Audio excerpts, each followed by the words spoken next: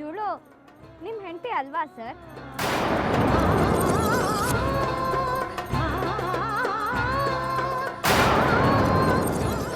ಅಲ್ಲ ಅಂತ ಒಂದ್ಸಲ ಇವಳು ಮುಂದೆ ಹೇಳ್ಬೇಡಿ ಸರ್, ನಾನು ನಿಮ್ಮನ್ನೇನು ಕೇಳಲ್ಲ. ಗಂಗಾ, ಇವ್ರು ಯಾರು?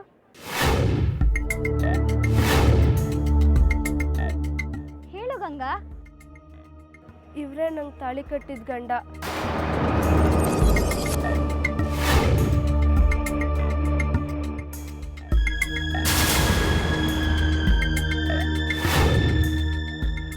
ಏನು ಹೇಳ್ತೀರಾ ಸರ್?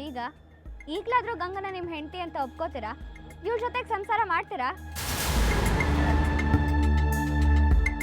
ಈಗ ನೀವು ಈ ಸತ್ಯನ ಒಪ್ಕೊಳ್ಳಿಲ್ಲ ಅಂದರೆ ಕಾಲೇಜ್ ಸ್ಟೂಡೆಂಟ್ಸ್ ಎಲ್ಲ ಸೇರಿ ನಿಮ್ಮ ವಿರುದ್ಧ ಸ್ಟ್ರೈಕ್ ಮಾಡ್ತೀವಿ. ಸಿಟಿ ತುಂಬ ನಿಮ್ಮ ಫೋಟೋ ಇಟ್ಕೊಂಡು ಮೆರವಣಿಗೆ ಮಾಡ್ತೀವಿ. ನೋಡು ಲಕ್ಷ್ಮಿ, ಹಾಗೆಲ್ಲ ಮಾಡಿ ನನ್ನ ಮರ್ಯಾದೆನ ಇನ್ನಷ್ಟು ಹಾಳು ಮಾಡಬೇಡ. ಗಂಗಾನ ನಿಮ್ಮ ಹೆಂಡತಿ ಅಂತ ಒಪ್ಕೊಳ್ಳಿ, ಆಗ ನಾವಿಂಥ ಕೆಲಸ ಮಾಡಲ್ಲ. ಏನು ಫ್ರೆಂಡ್ಸ್?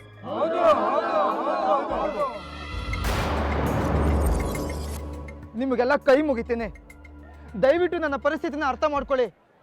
ನನಗೆ ಈ ಮದುವೆ ಇಷ್ಟ ಇಲ್ಲ.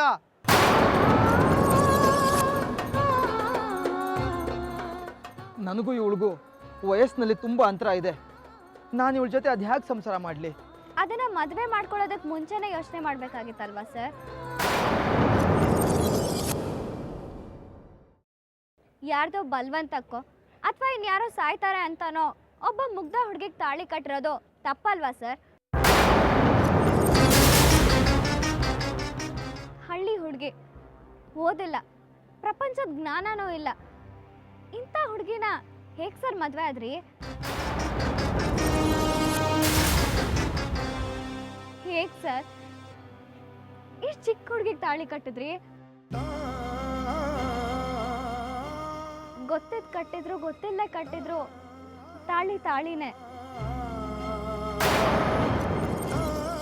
ನೀವು ಇವಳು ಗಂಡಾನೆ, ಇವಳು ನಿಮ್ಮ ಹೆಂಡತಿನೇ.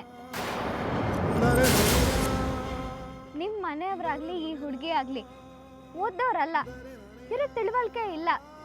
ಅವ್ರು ಸಾವಿರ ಹೇಳ್ತಾರೆ, ಆದರೆ ನೀವು ಓದ್ದೋರು, ಬಾಲ್ಯ ವಿವಾಹ ತಪ್ಪು ಅಂತ ಗೊತ್ತಿರೋರು. ನೀವು ಹೇಗೆ ಸರ್ ಮದುವೆಗೆ ಒಪ್ಕೊಂಡ್ರಿ? ನೋಡಿ ಸರ್, ಆಗಿದ್ದಾಗಿ ಹೋಗಿದೆ. ನೀವು ತಾಳಿ ಕಟ್ಟಿದ್ದೀರ, ಗಂಗಾನು ನಿಮ್ಮನ್ನ ಗಂಡ ಅಂತ ನಂಬ್ಕೊಂಡಿದ್ದಾಳೆ. ಅಂದಮೇಲೆ ನೀವು ಏನೇ ಕಾರಣ ಹೇಳಿದ್ರು ಅದನ್ನ ಒಪ್ಕೊಳ್ಳೋಕ್ಕಾಗಲ್ಲ ಸರ್. ಯಾರೇ ಆಗಲಿ ಏನೇ ಆಗಲಿ, ಯಾವ ವಯಸ್ಸಿನಲ್ಲೇ ಆಗಿರಲಿ, ಒಂದ್ಸಲ ತಾಳಿ ಕಟ್ಟಿದ್ಮೇಲೆ ಮುಗ್ದು ಹೋಯ್ತು ಸರ್. ಅವಳೇ ನಿಮ್ಮ ಹೆಂಡತಿ.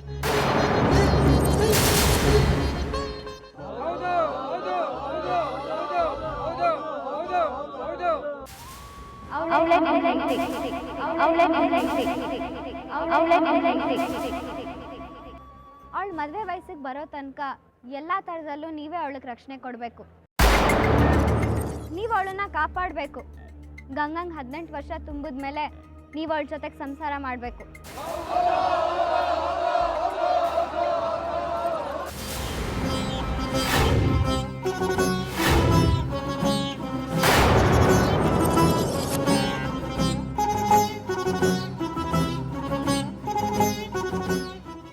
ನಮಗೀಗ ಬೇಕಾಗಿರೋರು ಉಭಯ ಜೀವಿಗಳಾಗಿರ್ಬೇಕು.